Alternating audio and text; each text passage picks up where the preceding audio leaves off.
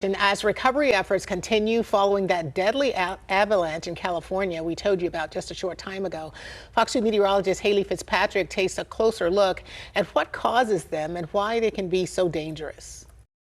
One of the deadliest avalanches in modern California history, and they're common in mountainous, snowy regions, but the number of events and the impact on people varies from year to year. However, nearly 25 to 30 people are killed from avalanches each winter. In the injured list, that's a whole lot more.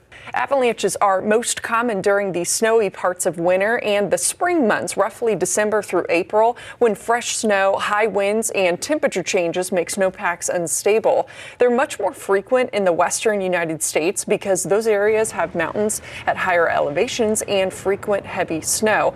The avalanche that occurred in the Castle Peak backcountry area north of Lake Tahoe just yesterday, they received more than 3 feet of snow and had a sustained wind gust of 60 miles per hour. This caused significant drifting snow, likely leading to the snowpack overhanging at the peak of the mountain before collapsing and causing the disaster.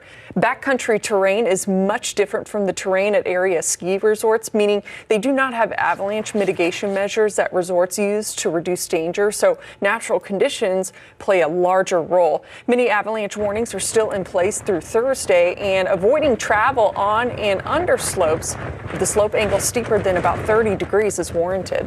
And there's a website we're going to link on fox2now.com that connects the public to formal avalanche information and danger rating, as well as avalanche forecasts. Reporting in Maryland Heights, I'm meteorologist Haley Fitzpatrick, Fox 2 News.